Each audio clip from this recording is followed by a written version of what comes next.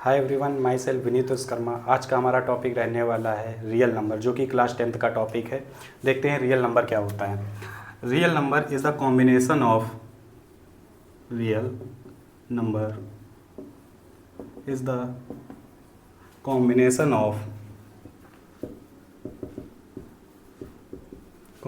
Of rational and irrational number.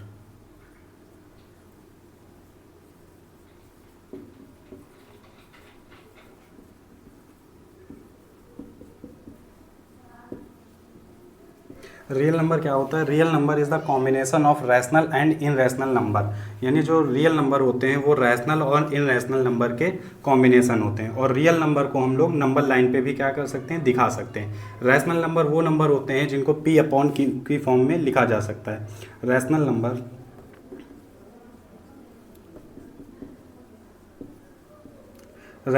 Way number होते हैं जिनको हम पी अपॉन क्यू की फॉर्म में क्या कर सकते हैं, लिख सकते हैं। अब यहाँ पे जो क्यू होना चाहिए वो डज नॉट इक्वल टू होना चाहिए जीरो के, क्योंकि अगर जो क्यू जीरो हो गया तो ये पूरा टर्म क्या बन जाएगा, इन्फिनिटी बन जाएगा। तो यहाँ पे क्यू जीरो नहीं हो सकता है।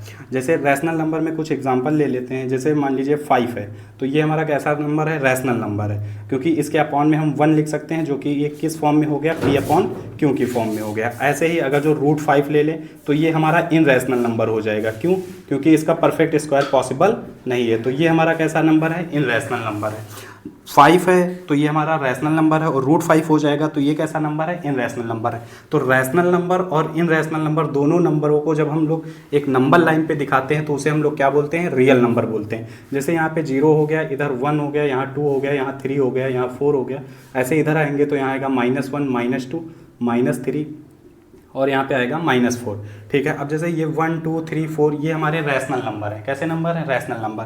अगर जो इन रैशनल नंबर की बात करें, जैसे मान लीजिए रूट 2, जिनका परफेक्ट स्क्वायर पॉसिबल नहीं होता, उसे हम लोग क्या बोलते हैं, इन रैशनल नंबर बोलते हैं। रूट 2 हो गया, रूट 5 हो गया, या रूट 7 हो गया, ये सब हमारे कैसे नंबर है, इन रैशनल नंबर। इसको अगर जो हम लोग देखें तो ये कैसा हो सकता है, इसको अगर जो लिखेंगे तो 1.414 इसकी वैल्यू होती है। तो इसको अगर जो इस नंबर लाइन पे हम लोग दर्शाएंगे तो ये कहाँ पे आएगा, 1 के बाद, यानी यहाँ कहीं पे आएगा 1.414। ऐसे ही हम रैशनल और इन रैशनल नंबर दोनों को किस पे दिखा सकते हैं, नंबर लाइन पे डिनोट कर सकते हैं या प्रेजेंट कर सकते हैं। फिर आगे देखते हैं रियल नंबर जो होते हैं। Real number can be positive और निगेटिव। यानी जो रियल नंबर होते हैं वो पॉजिटिव और निगेटिव दोनों हो सकते हैं। अब इसके बाद हम लोग देखते हैं प्राइम फैक्टराइजेशन क्या होता है।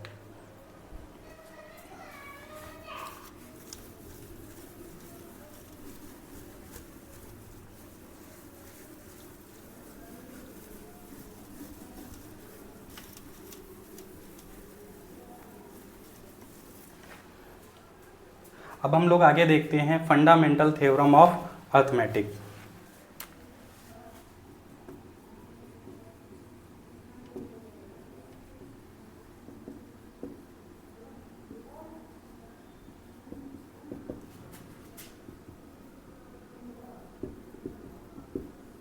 फंडामेंटल थ्योरम ऑफ अर्थमेटिक ये क्या होता है, इसमें कोई भी अगर जो तुम्हारा कंपोजिट नंबर है,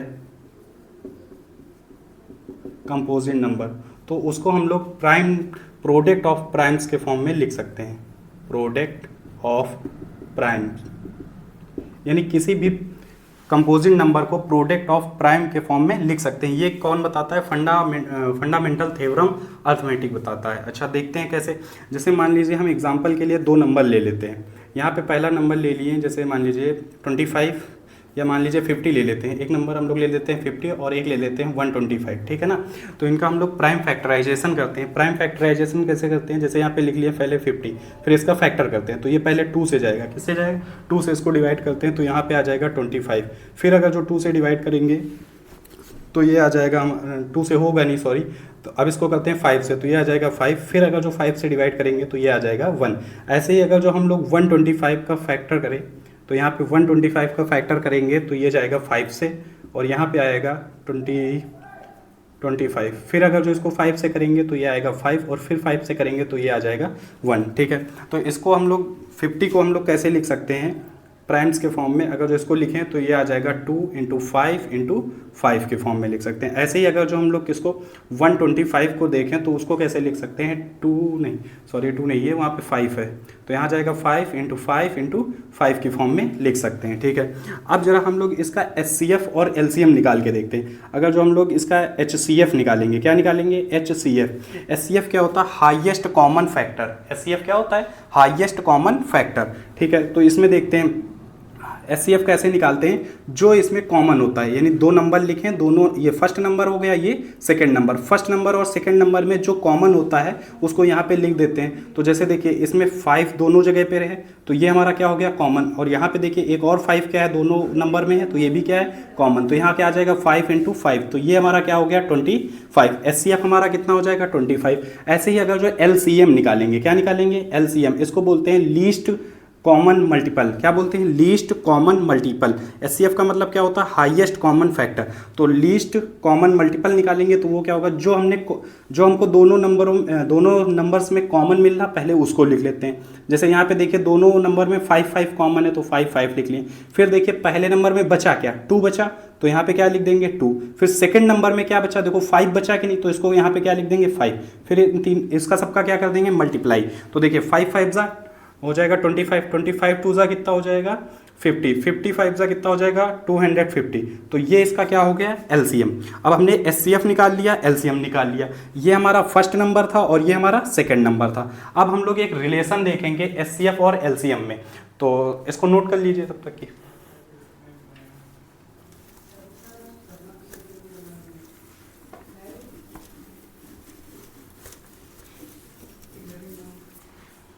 अब हम लोग आगे इसमें देखने जा रहे हैं relation between HCF and LCM।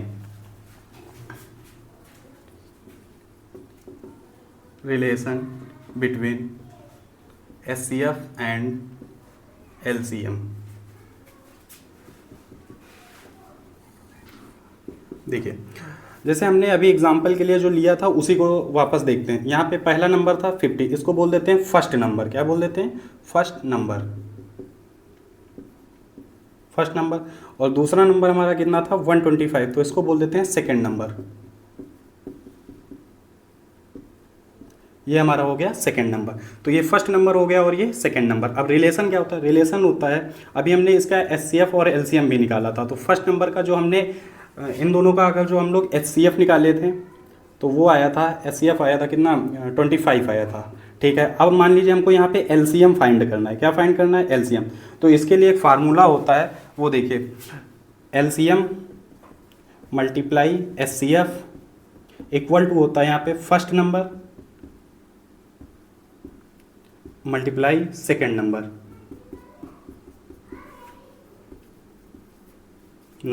अब यहाँ पे देखिए ये हमारा एक फार्मूला होता है, और या फिर ये बोल सकते हैं रिलेशन होता है किसमें, HCF और LCM में।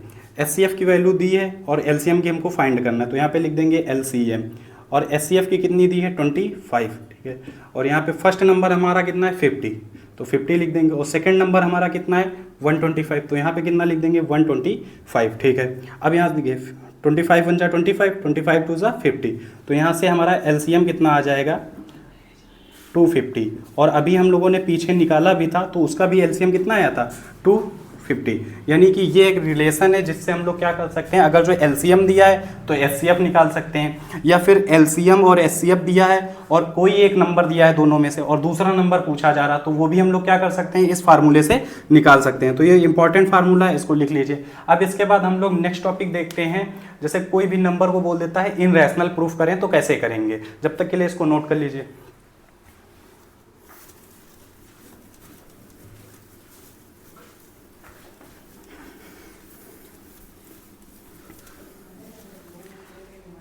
अब हम लोग देखते हैं, जैसे यहाँ पे आ जाता है कभी कभी एक एग्जांपल, अभी इंट्रोडक्शन पढ़ा रहे हैं, फर्स्ट चैप्टर का हम लोग इंट्रोडक्शन पढ़ रहे हैं, इसके बाद नेक्स्ट एक्सरसाइज भी करेंगे। तो पहले देख लेते हैं और किस टाइप का क्वेश्चन पूछा जा सकता है। तो एक एग्जांपल लेते हैं, जैसे क्वेश्चन आ जाता है कभी कभी, जैसे आ गया √2, proof that √2 is a rational number, in rational number, proof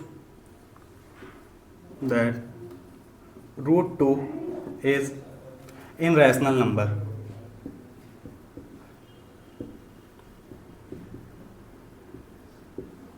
ये आ जाता है क्वेश्चन में प्रूफ करने के लिए कि प्रूफ कीजिए √2 एक इनरेशनल नंबर है। तो इसको प्रूफ करने के लिए हम लोग क्या करते हैं, सबसे पहले हम लोग इसका उल्टा मानते हैं। हम लोग मानेंगे, जैसे यहाँ पे एज्यूम करते हैं, इसका सैल्यूशन देखते हैं यहाँ पे कैसे करेंगे। तो हम लोग लेट अस एज्यूम दैट हम लोग इसका उल्टा मानते हैं। Let us assume that √2 is a rational number. हम लोगों ने इसको क्या मान लिया, रैशनल नंबर मान लिया। ठीक है, अगर जो जैसे अभी हमने तो आपको बताया था कि √2 जब भी कोई रैशनल नंबर होता है तो उसको P/Q की फॉर्म में लिखा जा सकता है। तो अब देखते हैं यहाँ पे √2 को हम लोग किस फॉर्म में लिख सकते हैं। √2 इक्वल टू क्या लिख सकते हैं, A/B लिख दो या P/Q लिख दो या कुछ भी लिखते हैं, बस उसको जो है इस फॉर्म में लिखा जा सकता है। जैसे P/Q भी लिख सकते हैं या A/B भी लिख सकते हैं। अब यहाँ पे कंडीशन क्या होती है, जो A और B है ये हमारे को प्राइम है। A एंड B आर को प्राइम। को प्राइम का मतलब क्या होता है, यानी इनका जो कॉमन फैक्टर होगा वो केवल 1 होता है। A and B common factor only 1, यानी इन दोनों का जो कॉमन फैक्टर होगा वो केवल और केवल क्या होता है, 1 होता है। तो उसे हम लोग क्या बोलते हैं, को प्राइम नंबर बोलते हैं। ठीक है, अब यहाँ पे देखते हैं, और यहाँ पे जो b होना चाहिए वो डज नॉट इक्वल टू 0 भी होना चाहिए। ये भी एक कंडीशन होती है कि b जो है 0 नहीं होना चाहिए। क्यों, अभी आपको हमने बताया था अगर जो b 0 हो जाएगा तो ये पूरा टर्म क्या बन जाएगा, इन्फिनिटी बन जाएगा। ठीक है, अब इस b को इधर भेज देते हैं तो ये क्या हो जाएगा, √2b इक्वल टू क्या आ जाएगा, a। बोथ साइड स्क्वायर कर देते हैं, स्क्वायरिंग बोथ साइड। जब हम लोग बोथ साइड स्क्वायर करेंगे तो यहाँ पे क्या हो जाएगा, √2b का होल स्क्वायर और यहाँ पे हो जाएगा a स्क्वायर। अब इसको सॉल्व करेंगे तो ये आ जाएगा √2 का √2 से मल्टीप्लाई तो 2 हो जाएगा और ये हो जाएगा b square equal to a square. अब यहाँ पे देखिए जो a स्क्वायर है वो 2 से क्या है, डिविजिबल है, और जो a होगा वो भी 2 से क्या होगा, डिविजिबल होगा। तो यहाँ पे लिखेंगे a square is divisible by a square is divisible by 2. So a is also divisible by 2। यानी अगर जो a स्क्वायर, देखिए ये स्क्वायर इसके अपॉन में जाएगा, मतलब सॉरी 2 इसके अपॉन में जाएगा, तो a स्क्वायर जो है 2 से क्या है, डिविजिबल है। तो जो है जब a स्क्वायर 2 से डिविजिबल है तो a भी 2 से क्या होगा, डिविजिबल होगा। ऐसे ही अब इसको अगर जो फिर अब जब डिविजिबल होगा तो उसका कुछ सॉल्व करने पे इंटीजर आएगा, तो इसको हम लोग आगे क्या लिख सकते हैं, a इक्वल टू 2c और c इज इंटीजर।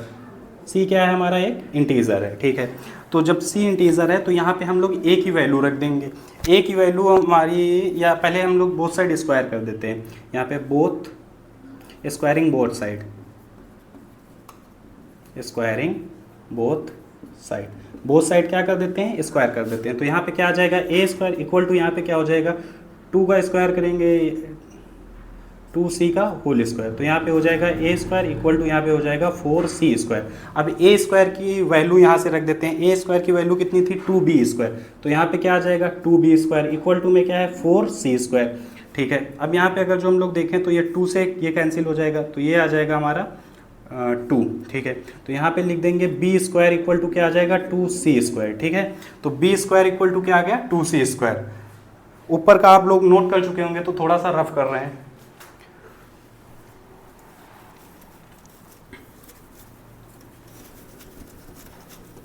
ठीक है, अब देखिए इधर, तो यहाँ पे क्या आ गया था, b स्क्वायर इक्वल टू क्या आया है, 2c स्क्वायर। अब यहाँ पे देखिए ये 2 इसके अपॉन में जाएगा b स्क्वायर के, जैसे यहाँ पे देखिए a स्क्वायर के अपॉन में क्या गया था 2, वैसे ही यहाँ पे b स्क्वायर के अपॉन में क्या जाएगा 2।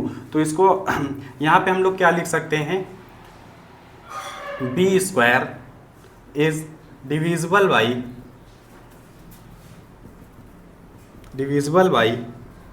2 and so b is also divisible by